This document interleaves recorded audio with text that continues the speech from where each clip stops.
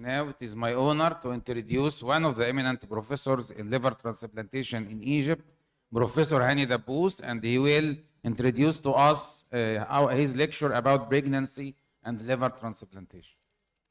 Welcome, Professor. Bismillah ar-Rahman ar-Rahim. First of all, I'd like to thank the organizing committee for inviting me to give this lecture. Special thanks to dear colleagues and friends, Professor Muhammad al-Burai and Professor Muhammad Ain. Thank you, Mr. Chairperson, for the invitation. So our talk today will be about liver transplantation and pregnancy. Our agenda will be about the fertility issues and the sexual dysfunction or function after liver transplantation, the timing of pregnancy after liver transplantation, mode of contraception, pre-pregnancy counseling, and the risk of the immunosuppressive therapy that is used after liver transplantation during pregnancy, and the maternal and the fetal outcomes in pregnancy following transplantation. So as we all know, there's usually a disturbance in the hormonal profile and the luteinizing hormone or the FSH or the prolactin, with disturbance in the axis between the hypothalamus, the pituitary gland, and the ovaries in cirrhotics. So what about the fertility and the sexual function after liver transplant? Menstruation can occur as early as the first month after transplantation, with 70 to 95% of recipients experiencing normalization within a year. This implies that fertility is promptly restored after liver transplant, likely due to the rebalancing of sex hormones. However, there is still a proportion of patients who experience problems after liver transplant.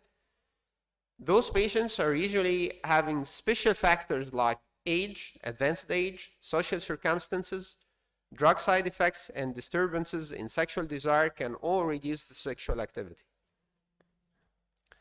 Timing of pregnancy, and this is very important.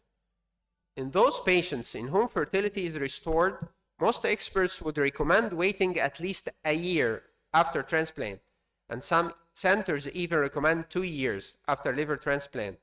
Why is that? This is associated with more predictable graft function, complete post-operative healing, lower levels of immune suppression, lower risks of opportunistic infections, and reduced rates of acute cellular rejection.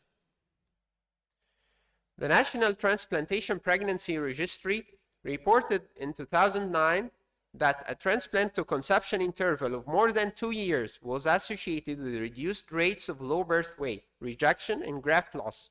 Risks for these outcomes were highest in women conceiving within 6 months.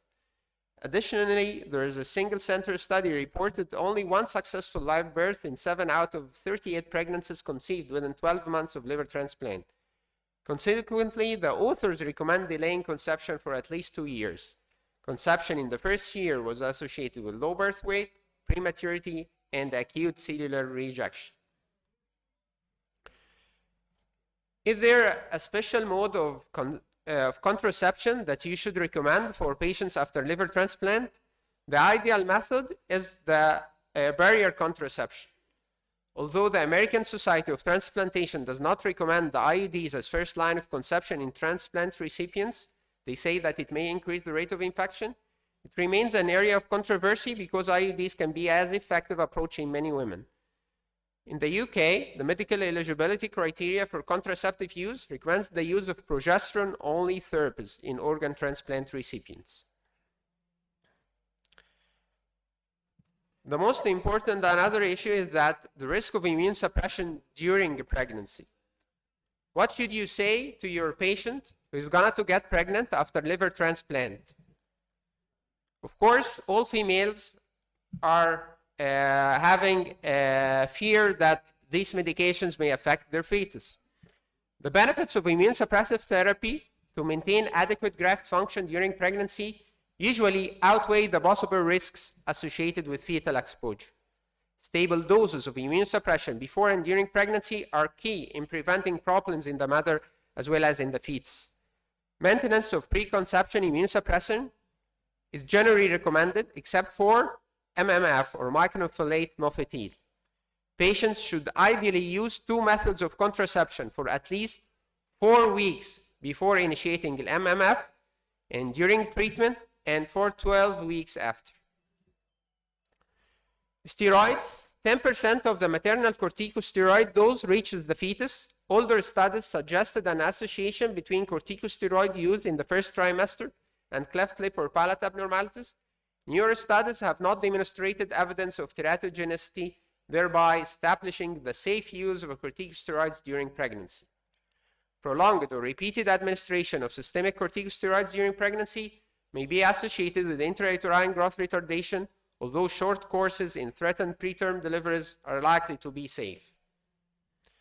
Azathioprine, although we are no longer using it in post-transplant recipients, it has a good safety data for use in human pregnancies, has been associated with dose-related myelosuppression in the fetus, although maintaining the mother's white cell count more than 7,500 appears to minimize this risk. In clinical practice, most transplant physicians are comfortable continuing azathioprines during pregnancy if necessary. However, it is no longer used in post-transplant. The cyclosporine, or Neural, this is one of the main immunosuppressants that we use. It readily crosses the placenta. However, blood concentrations in the fetus range between 30 to 60%. Current data do not indicate an increased risk of congenital malformations with cyclosporine. However, there is a moderate risk of intrauterine growth retardation. To prevent toxicity or underdosing, because it's metabolized by the cytochrome P450, cyclosporine levels should be monthly monitored during pregnancy. Tacrolimus, this is another main drug that we use post-transplant. Pregnancy outcomes with tacrolimus-based immune suppression have shown lower incidences of hypertension and preeclampsia when compared with cyclosporine. Nephrotoxicity and glucose intolerance during pregnancy may also be associated with tacrolimus-based therapy. Sometimes there is transient unexplained hyperkalemia in newborns of mothers taking tacrolimus, although this is reversible. Tacrolimus is deemed to be safe in pregnancy, so we can easily and safely use it with frequent monitoring of the blood level in order to prevent rejection and concomitant disease. MMF, as we have just mentioned, it is contraindicated during pregnancy. The other drug, which is the mammalian target of rapamycin that we commonly use in patients with renal impairment, like the everolimus or rapamycin, there is limited data on the effect. However, it is considered safe. Nonetheless, it has a role in the father partner as it decreases spermatogenesis, so better to be avoided in male partners. And this table shows how the steroids, azathioprine, cyclosporine, tacrolimus, MMF, emetors, with its role in the possible effects during pregnancy on the mother, and all the categorization based on the FDA. And here also we do have the OCT3 and the ATG, but it is used mainly with the nephrologist and the renal transplant. We don't use it in the liver transplant patients. So you have always to think of the mother and the graft and the effect on the fetus. Both could be affected with the infections and the immune suppression. And the fetus, of course, has the growth retardation, the low birth weight, the preterm birth, the spontaneous abortion, and the intrauterine death. However, always think first of the mother with the prepartum and the postpartum hemorrhage, hypertension, preeclampsia, metabolic complications, graft rejection, graft loss, or even death. So the mother is more serious. Outcomes in following transplantation, maternal outcomes, maternal death not reported, preeclampsia 7 to 20% higher, pregnancy-induced hypertension 30% higher, renal dysfunction, gestational diabetes mellitus, hemorrhage, pregnancy-related infection. The fetal outcome, live birth rate in pregnancies of liver transplant recipients, quoted to be above 65%, spontaneous abortion in 11 to 19%, stillbirths, low 1%, prematurity or preterm birth rate increase in liver transplant recipients. Fetal growth restriction or birth weight is interestingly related to gestational age. Rates of intrauterine growth retardation in liver transplant recipients vary between 5 to 20%. Congenital infection is therefore important to monitor CMV levels during pregnancy in liver transplant recipients when indicated, because Those patients are immunosuppressed, they may develop CMV viremia, and they may transmit this to the fetus. Mode of delivery. Is there a specific mode of delivery that you should recommend? The rates of cesarean delivery in pregnant liver transplant recipients varies between 20% and 60%. Indications for cesarean deliveries in the cohort of liver transplant recipients include the normal recommendation, as in cases of preeclampsia, placental rupture, fetal distress, failure to progress, prolonged labor, rupture membranes, and breech presentation. This is the recommendation of the European Association for Study of Liver. Successful liver transplant improves sex hormone disturbances. Immunosuppressive drugs may interfere with hormone metabolism. Liver transplant patients of reproductive age should always be counseled about the possibility of pregnancy and the use of contraception. Pregnancies should be avoided for the first 12 months after liver transplantation, although some centers advocate 24 months. Immunosuppression should be maintained during pregnancy. This is very important. Steroids, CNIs, and azathioprine have not been reported to be teratogenic. MMF should be avoided. mTOR may affect spermatogenesis in male recipients. More studies should be designed to investigate the role of immune suppression and sexual dysfunction in both male and female recipients, because this is very variable.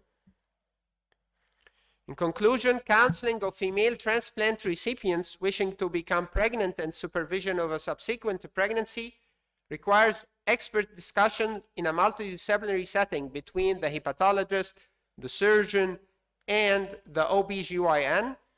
Concomitant chronic disease and immunosuppressants pose potential risks. Optimal timings of pregnancy should also be discussed. Counseling should occur early in the post-transplant phase, ideally before discharge. Thank you. Pregnancy and liver disease. Pregnancy should be at least 1 year to 2 years after liver transplantation. We have the concern about the mother, fetus, and the graft. Mothers like gestational diabetes, hypertension, preeclampsia, fetus like abortion, prematurity, or fetal growth retardation. Mode of contraception to avoid hormonal contraception. We have to keep or to maintain the immunosuppression after pregnancy. Azathioprine steroid safe. Also mTOR safe. Mycophenolate is contraindicated. السؤال لحضرتك يا دكتور هاني، ساعات بيبقى في ناس ماشيه على المايكوفينوليت وبتديسكفر انها بريجننت تو كونتينيو اور ديسكونتينيو، لان في بيبر قالت ممكن نكمل مع ان هو اصلا كونتر انديكيشن. سؤال صعب الحقيقه.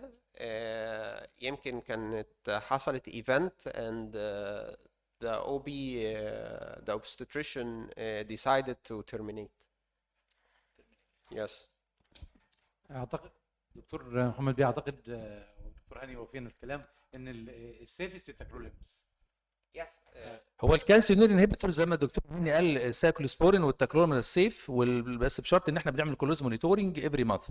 لكن الحته اللي انا قريتها ويعني واستغربت منها انه هو احنا مش المفروض بندي مايكوفينوليت، لكن هو بيقول ان لو البيشنت اللي هي بوست ترانسبلانت بتاخد مايكوفينوليت وديسكفر انها بريجننت قايلين نكمل، مع انه احنا طبعا المفروض ده كونتر انديكيتد. بس السؤال بقى يا دكتور هاني، التراف ليفل اخليه على ايه؟ على المينيمال ولا على في النص ولا على الماكسيمم؟ انت عارف في وايد رينج من 2.5 ل 20 مثلا، اخليها انا فين؟ It depends